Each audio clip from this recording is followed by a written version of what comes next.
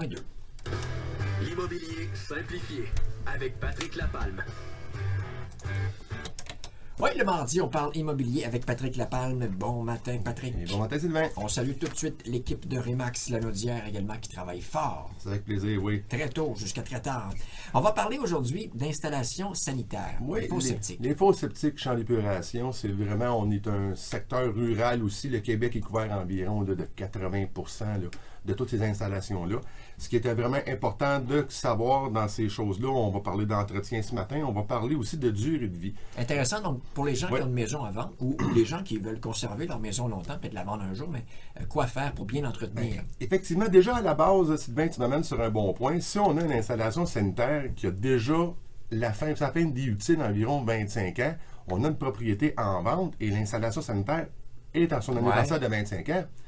On a une incidence sur le prix de vente aussi. Le futur propriétaire, lui, il y a une désuétude qui est sur l'installation sanitaire. Si ça a été refait, bravo pour le nouvel acquéreur, mais il va avoir des frais parce qu'il va falloir se mettre aux nouvelles normes qui sont présentement en vigueur. Tu parlais d'entretien. Est-ce qu'on fait ça régulièrement?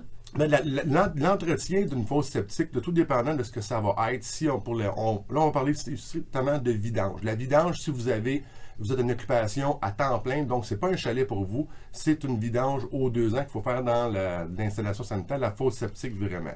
Si vous avez un usage de chalet, selon le ministère, c'est aux 4 ans. Il faut toujours donner une preuve aussi à votre municipalité. Il y a des municipalités, c'est différent d'un endroit à l'autre. Il y a des villes qui vont dire, bon ben nous, on a déjà un système qui est mis en place, la personne va passer, elle va venir vidanger, vous ne verrez rien passer. Ils savent, ils sont où les fosses septiques, les spécialistes de vidange. Ils vont envoyer la facturation directement à la ville. C'est sur votre compte de taxe, tout est beau. Okay. Mais si vous n'êtes pas dans une municipalité qui vous offre ce service-là, c'est votre responsabilité de faire vidanger aux 2 ans ou aux 4 ans. Donc, vous allez appeler votre vidangeur de fosse. Puis bien souvent, lui, il a déjà, entre guillemets, sa run de fête pour dire, bon, ben, de telle année, je suis rendu à tel endroit, il va vider votre fosse, il vous remet la facture, soit que lui va l'envoyer à la municipalité, ou que ça va être votre responsabilité de la faire parvenir à la municipalité. C'est vraiment un peu comme ça que ça fonctionne.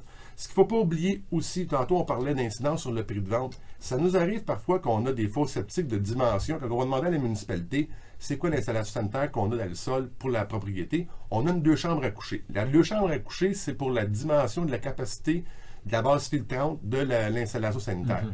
Donc, si dans la propriété, on a 3 chambres à coucher, on ne pourra pas l'utiliser comme 3e chambre. Vous avez une installation sanitaire qui a pour 2 chambres, mais vous avez une capacité, vous avez 3 chambres à l'intérieur.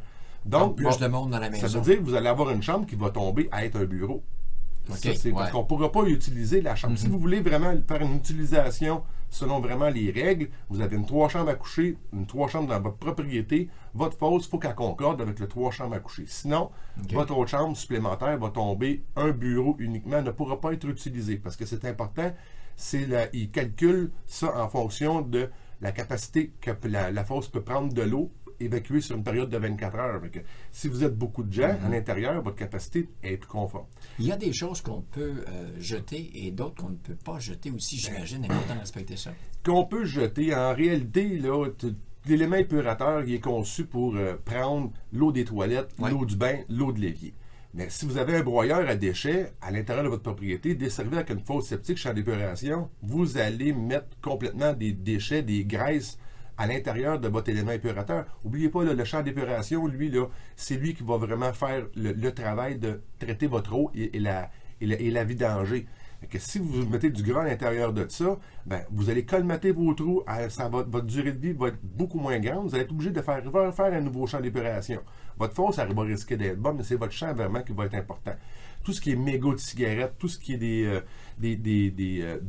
des Scott Towels, des trucs comme ça, vraiment plus épais, mettez pas ça dans votre fosse septique. Là. Il faut vraiment, là, vous les disposer au vidange là, normal. Là, c'est vraiment important de le faire de cette façon-là.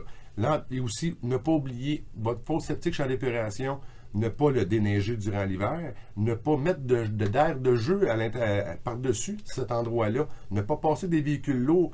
le champ il a été bâti en conséquence d'absorber des liquides. Donc, si vous compactez votre sol avec une utilisation humaine, comme des enfants qui jouent ou des véhicules qui vont passer dessus, vous allez encore là couper votre durée de vie, votre installation sanitaire. Pour un acheteur, j'imagine que c'est important de vérifier avant d'acheter si ça a été bien entretenu et tout ça. Ben, on fait des vérifications, oui, en tant que courtier, mais les villes ne nous donnent plus pratiquement plus de conformité. Il faut y aller vraiment avec le bon sens. Si vous avez vraiment des doutes que l'installation sanitaire a des problématiques, on peut faire venir des experts en conséquence de ça.